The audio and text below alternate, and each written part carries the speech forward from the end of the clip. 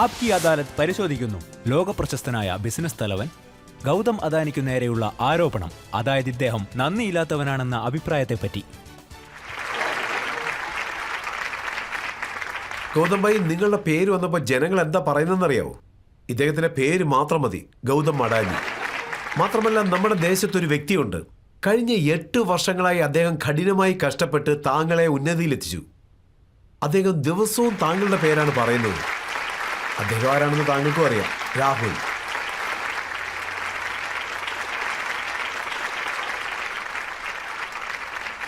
പക്ഷെ ഇവിടെ പ്രശ്നം എന്താണെന്ന് വെച്ചാൽ താങ്കൾ ഒരു നന്ദി പോലും അദ്ദേഹത്തിനോട് പറഞ്ഞിട്ടില്ല. അതെന്തുകൊണ്ടാണ്? നോക്കൂ രജത് ഭായ്, രാഹുൽ സാറ്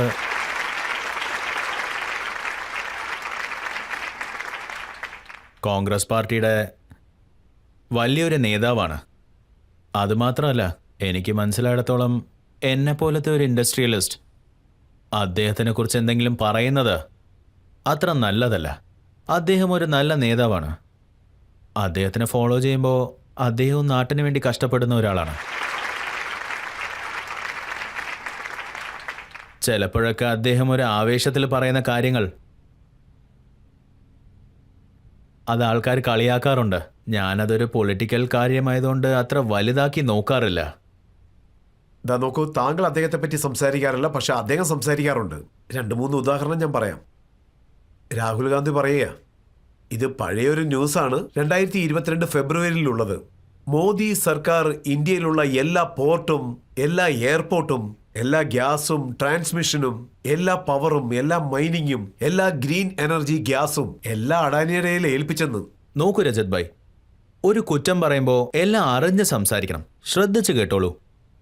ഞാൻ ഏതെങ്കിലും പ്രോജക്റ്റ് ബിഡ് ചെയ്യാതെ എടുത്തിട്ടുണ്ടോ എന്ന് നിങ്ങൾ പറയൂ. ഒരു സ്ഥലത്ത് പോലും ബിഡിങ് ചെയ്യാതെ അല്ലെങ്കിൽ മെറിറ്റ് ഇല്ലാതെ ഞാൻ ഒരു ബിസിനസ്സിലേക്കും പ്രവേശിച്ചിട്ടില്ല. കാരണം എനിക്ക് നന്നായിട്ടറിയാം, ഭാരതത്തിൽ ഇങ്ങനെ ചെയ്തു കഴിഞ്ഞാൽ തീർച്ചയായും കോൺട്രവേഴ്സി ആവുമെന്ന്. അത് കാരണം മുഴുവൻ അദാനി ഗ്രൂപ്പിന് ഒരു ഫിലോസഫി ഉണ്ട്. ഒരു പ്രോജക്റ്റ് പോലും ബിഡിങ് ഇല്ലാതെ തൊട്ടുപോരുതെന്ന്. അതിൻ്റെ പോർട്ടുകളാകാം, എയർപോർട്ടുകളാകാം, റോഡാകാം, പവർ ഹൗസുകളാകാം, യാതൊരു ബിസിനസ്സിലും ബിഡിങ് ഇല്ലാതെ ഞാൻ എടുത്തിട്ടില്ല. ചുരുക്കി പറഞ്ഞു കഴിഞ്ഞാൽ, ഞാൻ പരീക്ഷ എഴുതി ഫസ്റ്റ് റാങ്ക് മേടിച്ചു കഴിഞ്ഞാൽ നീ എങ്ങനെയാ ഫസ്റ്റ് റാങ്ക് മേടിച്ചെന്ന് ആൾക്കാർ ചോദിക്കും. ഈ ക്വസ്റ്റ്യൻ പേപ്പർ ലീക്ക് ആവുമെന്ന് പറയാറില്ലേ? അതവർ പറഞ്ഞോട്ടെ, പക്ഷെ അത് പ്രൂവ് ചെയ്യണ്ടേ. എന്നെപ്പറ്റി രാഹുൽ സാർ പോലും ഇങ്ങനെ ഒന്നും പറഞ്ഞിട്ടില്ല. ഇവിടെ നടന്ന ബിഡിങ്ങിൽ ഞാൻ എന്തെങ്കിലും കുഴപ്പം കാണിച്ചെന്നോ അതോ കുഴപ്പം നടന്നിട്ടുണ്ടെന്നോ, ആ കുഴപ്പം കാരണമാണ് എനിക്ക് ആ പ്രോജക്റ്റ് കിട്ടിയതെന്നോ. ഞാൻ ഇനിയും കുറച്ച് വ്യക്തതയോട് പറയാം. അദ്ദേഹം എന്താണ് പറയുന്നത് വെച്ചാൽ, നിങ്ങൾ ഈ മൊത്തം പണവും ഇൻവെസ്റ്റ് ചെയ്യുന്നില്ലേ വേറെ വേറെ ഇൻഫ്രാസ്ട്രക്ചർ പ്രോജക്റ്റുകളിൽ, ഇതെല്ലാം ബാങ്കിൽ നിന്ന് വാങ്ങിച്ച ലോൺ ആണെന്നാണ് പറയുന്നത്. ഏകദേശം 2 lakhs crore ലോൺ ഉണ്ടെന്ന് പറയുന്നു ഗൗതം അഡാനി പേരിൽ. അതെല്ലാം പബ്ലിക്കിന്റെ പണമാണ്, അത് വെച്ചാണ് ബിസിനസ് ചെയ്യുന്നതെന്ന്. രജത് ഭായ്, നിങ്ങൾ ചോദിച്ചത് വളരെ നല്ലൊരു ചോദ്യമാണ്. ഞാനൊരു കാര്യം പറയട്ടെ. ഇൻഫ്രാസ്ട്രക്ചർ, നിങ്ങളൊരു പ്രോജക്റ്റ് എടുക്കുമ്പോൾ ഏത് ഇൻഫ്രാസ്ട്രക്ചർ പ്രോജക്റ്റ് ആയാലും അതിൻ്റെ പുറത്ത് ഒരു ബാങ്കിൻ്റെ ഡേറ്റ് കാണും. അതിൻ്റെ പുറത്ത് നിങ്ങൾ ആ ഈക്വിറ്റി ഇടും. 30 തൊട്ട് 40% വരെ നിങ്ങളുടെ കയ്യിലുള്ള കാശ് എടുത്തിട്ടിട്ട് ബാക്കിയുള്ള പൈസ നിങ്ങൾ ബാങ്കിൽ നിന്ന് ലോൺ എടുക്കണം. ഇപ്പം ചോദ്യം എന്താന്ന് വെച്ചാൽ, നിങ്ങൾ ഏത് ലോണാണോ മേടിക്കുന്നത് ആ ലോണിൽ നിങ്ങളുടെ റേറ്റിംഗ് എന്താന്നുള്ളതാണ്. ഇന്ന് നിങ്ങൾ വഴി ഒരു കാര്യം പറയാൻ ഞാൻ ആശിക്കുന്നു. ഞങ്ങൾ മേടിക്കുന്ന ലോണിനകത്ത് അദാനി ഗ്രൂപ്പ് എന്ന് പറഞ്ഞ ഒറ്റ ഗ്രൂപ്പ് മാത്രമേ ഉള്ളൂ. ഞങ്ങൾക്ക് ഒരു പൊളിറ്റിക്കൽ സപ്പോർട്ടും ഇവിടെ ഇല്ല. ബാങ്കും ഞങ്ങൾക്ക് തരത്തില്ല. ഒരു ഇൻഡിപെൻഡൻറ്റ് റേറ്റിംഗ് ഏജൻസിയും ഇവിടെ ഉണ്ട്. അവർക്കാണ് അത് കൊടുക്കുന്നത്.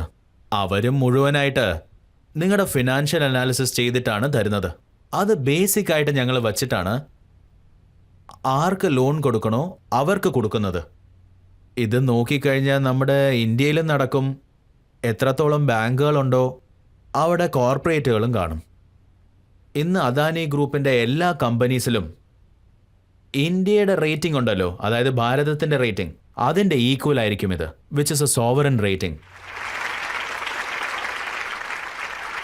എത്രത്തോളം അദാനി ഗ്രൂപ്പിന് ഇത്രയും ഡിസിപ്ലിനും റേറ്റിംഗും ഒക്കെ ഉള്ളതോ ഇത്രയും നാള് എൻ്റെ ഈ 25 വർഷത്തിൻ്റെ അനുഭവത്തിൽ എൻ്റെ പേയ്മെൻറ്റ് ഒരു ദിവസം പോലും ഡിലേ ആയിട്ടില്ല, ഇൻട്രസ്റ്റ് കെട്ടാതെ ഇരുന്നിട്ടില്ല. അതുകൊണ്ട് അദാനി ഗ്രൂപ്പിന് എപ്പോഴൊക്കെ പൈസയുടെ ആവശ്യമുണ്ടോ എന്ത് ഡെവലപ്മെൻറ്റിന് വേണ്ടിയാലും എല്ലാവരും കൊടുക്കാൻ തയ്യാറാണ്. രാഹുൽ സാർ എന്താണ് പറയുന്നത് വെച്ചാൽ മോദി സാറാണ് താങ്കൾക്ക് എല്ലാം വാങ്ങി തരുന്നതെന്ന്. നിങ്ങൾ തന്നെ നോക്കൂ, 2013 ശേഷം, അതായത് അപ്പോൾ 80% പൈസ ഞങ്ങൾ ഇന്ത്യൻ ബാങ്കിൽ നിന്നാണ് മേടിച്ചത്. ഇന്ന് നിങ്ങൾ നോക്കിക്കഴിഞ്ഞാൽ അത് കുറഞ്ഞ് 35% വന്നിട്ടുണ്ട്. അതുമാത്രമല്ലാതെ ഞങ്ങളിപ്പോൾ ഫുൾ ഇൻ്റർനാഷണൽ മാർക്കറ്റിലേക്ക് ഗ്ലോബൽ റേറ്റിംഗ് ചെയ്ത് പോയിരിക്കുകയാണ്. അത് കാരണം ഇന്ന് ഇന്ത്യക്ക് ഗ്ലോബൽ റേറ്റിംഗിൽ ആരെങ്കിലും പറയുന്നത് കാരണം അവർക്ക് പൈസ കിട്ടാൻ പോകുന്നില്ല. അതവരുടെ റേറ്റിംഗും ഗവർണൻസിൻ്റെ അടിസ്ഥാനത്തിലുമാണ് കൊടുക്കുന്നത്. അതുമാത്രമല്ലാതെ വേറൊരു കാര്യം കൂടെ എനിക്ക് പറയാനുണ്ട്. നമ്മുടെ എല്ലാ കമ്പനികളുടെയും റേറ്റിംഗ് ഉണ്ടല്ലോ, അതല്ലാതെ ഡിസ്ക്ലോഷേഴ്സും ഉണ്ട്. ആ ഡിസ്ക്ലോഷേഴ്സ് ഉണ്ടല്ലോ, അവർ വെച്ച് ഞങ്ങളുടെ കമ്പനിയെ വേൾഡിൽ 3rd ESG ലെവലിലേക്ക് ഞങ്ങൾ അതിനെ പ്രൊമോട്ട് ചെയ്തിട്ടുണ്ട്. അതുകൊണ്ട് ഇതൊക്കെ ഈ പറയുന്ന കുറ്റങ്ങളൊക്കെ ബേസ്ലെസ് ആണ്.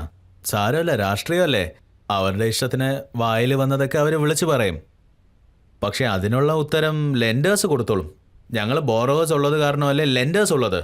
ഞങ്ങൾക്ക് ഇതുവരെ ആയിട്ട് അവരുമായിട്ട് യാതൊരു പക്ഷേ ആ പ്രശ്നമില്ല. ലോൺ എല്ലാം താങ്കൾക്ക് ഗവൺമെന്റ് ബാങ്കിൽ നിന്നാണ് ലഭിക്കുന്നതെന്ന്. അത് മാത്രമല്ല 40% ലോൺ 2020-22 നടുക്കാണ് ലഭിച്ചതെന്ന്. ഞാൻ തന്നെ നിങ്ങൾക്ക് പറയാം, ഞങ്ങൾ കൊടുക്കുന്ന ലോണിൻ്റെ ലിമിറ്റ് കഴിഞ്ഞ 10 വർഷത്തിൽ, അതായത് 8 വർഷമൊന്നും പറയാം, 11% മേലെ പോയിട്ടുണ്ട്.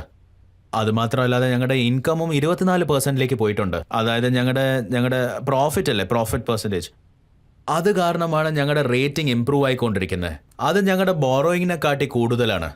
പലരും പറയുന്നത് എന്താണെന്ന് വെച്ചാൽ അഡാനിയുടെ ബലൂൺ ഒരു പക്ഷേ പൊട്ടുകയാണെങ്കിൽ അപ്പോൾ എല്ലാ ബാങ്കും പൊട്ടിപ്പോകുന്നു. ഇത് പല ആൾക്കാരുടെ പല തോന്നലാ.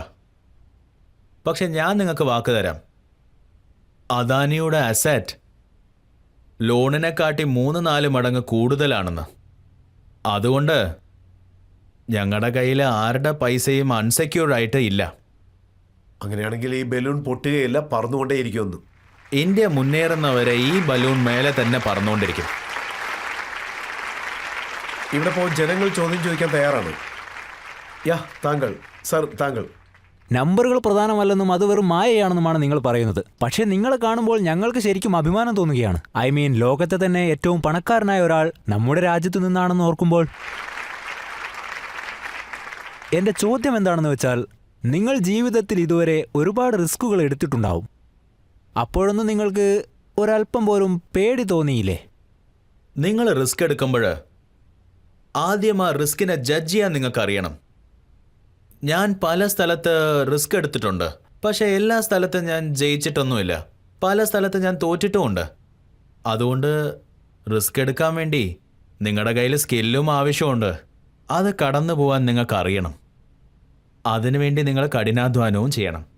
കുറേ പ്രശ്നങ്ങൾ വരും. നിങ്ങൾ എന്ത് ചെയ്യണമെന്ന് വിചാരിച്ചാലും അത് അത്ര ഈസി ആയിട്ട് നടക്കത്തില്ല. തീർച്ചയായും ജയിക്കാൻ പറ്റുമെന്നും ആരെ കൊണ്ടും പറയാൻ പറ്റത്തില്ല. മനസ്സിലാവുന്നുണ്ടോ? തടസ്സങ്ങളും അതിൽ വരും. പക്ഷേ നിങ്ങളുടെ ഇൻറ്റൻഷൻ ശരിയാണെങ്കിലേ നിങ്ങൾ കഷ്ടപ്പെട്ട് കഴിഞ്ഞാൽ നിങ്ങളുടെ റിസൾട്ട് തീർച്ചയായും കിട്ടും. ഇതാണ് എൻ്റെ അനുഭവം. കഷ്ടപ്പെട്ട് കഴിഞ്ഞാൽ എന്തും കിട്ടും നിങ്ങൾക്ക്.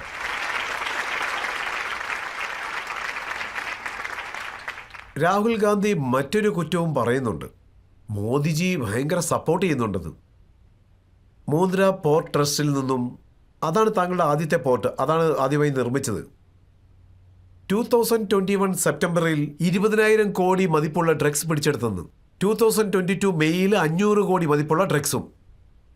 അതിനുശേഷം 2022 ജൂലൈയിൽ 375 ക്രോസിനുള്ള ഡ്രഗ്സും പിടിച്ചെടുത്തിരിക്കുന്നു. അഡാനിയെ ആരാണ് സംരക്ഷിക്കുന്നതെന്ന് അദ്ദേഹം ചോദിക്കുന്നു. ഇപ്പം നിങ്ങളൊരു കണക്ക് പറഞ്ഞില്ലേ, ഈ ഡ്രഗ്സ് പിടിച്ചെന്ന്. ഇതേ കാര്യം നിങ്ങൾ വേറെ ഒരു ആംഗിളിൽ കണ്ടാൽ അത് വളരെ നന്നായിരിക്കും. ഇതിനെ പിടിച്ചത് വളരെ നല്ല കാര്യമാണ്. അതേപോലെ ഇവിടുന്ന് ഏത് ഡ്രഗ്സ് പോയാലും അവർ ഉടനെ തന്നെ പിടിക്കുന്നുമുണ്ട്. എന്ന് പറഞ്ഞ് ഇതിന് മുമ്പ് ഡ്രഗ്സ് ബിസിനസ്സേ നടന്നിട്ടില്ല എന്ന് ആർക്കും പറയാൻ പറ്റില്ല. എന്നാൽ ഇന്നും എൻ്റെ എല്ലാ ഏജൻസിനെയും ഞാൻ അഭിനന്ദിക്കാൻ ആശിക്കുന്നു. അവർ കസ്റ്റംസ് ആകാം, പോലീസ് ആകാം, DRI ആകാം, അവരെല്ലാവരും വളരെ നന്നായിട്ട് പണിയെടുത്ത് ഈ ഡ്രഗ്സ് സ്മഗ്ലിംഗ് ഒക്കെ ചെയ്യുന്ന ആൾക്കാരെ ഈസി ആയിട്ട് പിടിക്കുന്നുണ്ട്. അതുമാത്രമല്ലാതെ ഞങ്ങൾ ഈ പോർട്ട് നടത്തുന്നത് കാരണം ഞങ്ങളുടെ കയ്യിൽ എല്ലാ അധികാരങ്ങളും ഇല്ല. അതായത് ഗവൺമെൻറ് എന്ത് പറയുന്നോ അത് ഞങ്ങൾ ചെയ്യാൻ പോകുന്നു, അത്രേ ഉള്ളൂ. പോർട്ട് നടത്തുന്നതെന്ന് വെച്ചാൽ നിങ്ങളുടെ ജോലി കാർഗോ കയറ്റുന്നതും കാർഗോ ഇറക്കുന്നതും മാത്രമാണ്. നിങ്ങളുടെ കയ്യിൽ പോലീസിംഗ് പവർ കാണത്തില്ല, ഇൻസ്പെക്ഷൻ പവർ കാണത്തില്ല, അറസ്റ്റ് ചെയ്യാനുള്ള പവറും കാണത്തില്ല. അത് ഗവൺമെൻറ്റിൻ്റെ പല പല ഏജൻസീസ് ആയിരിക്കും നോക്കി നടത്തുന്നത്. അതുകൊണ്ട് ഇതൊക്കെ ജനങ്ങളെ കബളിപ്പിക്കാൻ വേണ്ടി പറയുന്നതാ. അതേപോലെ ഇതിൽ നിന്ന് പിടിച്ച സാധനങ്ങളെപ്പറ്റി ഗവൺമെൻറ്റിന് മുഴുവൻ ഇൻഫർമേഷനും എവിടുന്നെങ്കിലും കിട്ടുന്നതായിരിക്കും. അതായത് ആരാ അയക്കുന്നത്, എവിടുന്നാ അയക്കുന്നത്, എന്തിനാ അയക്കുന്നത്, ഗവൺമെൻറ് എല്ലാവരെയും പിടിച്ചുകൊണ്ടിരിക്കുകയാണ്. പക്ഷെ കുറ്റം പറയുന്ന രാഹുൽ ഗാന്ധിയും കോൺഗ്രസ് പാർട്ടിയും അവരെന്താണ് പറയുന്നതെന്ന് വെച്ചാൽ എപ്പോഴും ഡ്രഗ്സ് പിടിച്ചെടുക്കുന്നുണ്ട്. പക്ഷേ ഗവൺമെന്റ് ആണെങ്കിലും ഗവൺമെന്റ് ഏജൻസി ആണെങ്കിലും അഡാനിയോടും അവരുടെ ആൾക്കാരോടും ഒരു എൻക്വയറി പോലും നടത്തുന്നില്ലെന്ന്. അതെല്ലാം തെറ്റാണ്. ഇപ്പോഴൊക്കെ എന്ത് ഇൻവെസ്റ്റിഗേഷൻ നടന്നാലും അത് മുഴുവൻ 360 ഡിഗ്രി ഇൻവെസ്റ്റിഗേഷൻ ആയിരിക്കും. അത് കഴിഞ്ഞ് ഒരു ഡീറ്റെയിൽഡ് ഇൻവെസ്റ്റിഗേഷനും കാണും. അതേപോലെ ഗവൺമെന്റ് ലെവലിൽ ആരെ കൊണ്ടും ഇടയ്ക്ക് കയറി ഇതിനെ ബൈപ്പാസ് ഒന്നും ചെയ്യാൻ പറ്റില്ല. അതുകൊണ്ട് ആരിങ്ങനെ പറഞ്ഞാലും ഞാൻ അതൊന്നും അക്സെപ്റ്റ് ചെയ്യില്ല. അതേപോലെ അദാനി ഗ്രൂപ്പിന് വേണ്ടി ഇവിടെ ആരും ഒരു കൺസെഷനും ചെയ്തു തരുന്നില്ല. താങ്കളുടെ സ്വത്തിന്റെ കണക്ക് വെക്കാൻ ഞങ്ങൾ എത്രമാത്രം കഷ്ടപ്പെടുന്നുവോ അതുപോലെ തന്നെ രാഹുൽ ഗാന്ധി പറയുന്ന കണക്കുകളും സൂക്ഷിക്കുവാൻ ഞങ്ങൾ കഷ്ടപ്പെടുകയാണ്. 8 വർഷമായിട്ട് അദ്ദേഹം എന്തൊക്കെയോ പറഞ്ഞുകൊണ്ടിരിക്കുക. രജത് ഭായ്, എനിക്ക് എന്താ തോന്നുന്നതെന്ന് വെച്ചാ രാഹുൽജീനെ പറ്റി പറഞ്ഞ് ഞങ്ങൾക്കിടയിൽ തിരിച്ചു ഒരു സംഘർഷം ഉണ്ടാക്കുമെന്നാ എനിക്ക് തോന്നുന്നത്.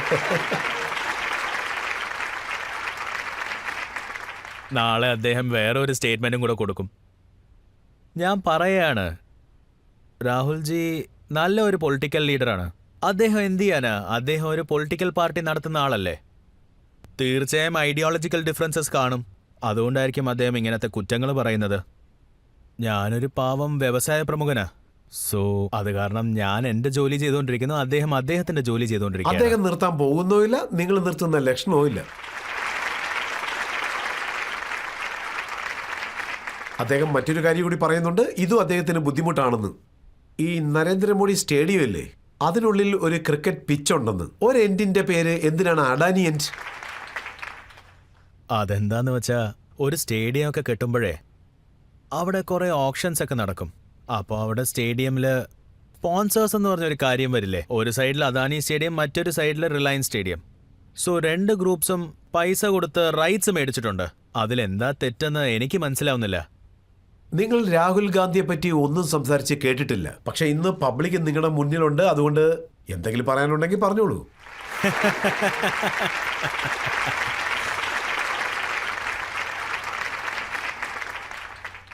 2014 ഇലക്ഷന് ശേഷം, ആ ഇലക്ഷൻ ടൈമിലും ശരി അതിന് ശേഷവും ശരി, അദ്ദേഹം എന്നെ തുടർച്ചയായി, രാഹുൽജി എന്നെ പലതവണ അറ്റാക്ക് ചെയ്തിട്ടുണ്ട്. അത് കാരണമാ നിങ്ങൾക്കൊക്കെ അദാനി ആരാന്നുള്ളത് മനസ്സിലായത്. അതുകൊണ്ടല്ലേ ഞാനിന്ന് നിങ്ങളുടെ മുമ്പിൽ ഇരിക്കുന്നത്.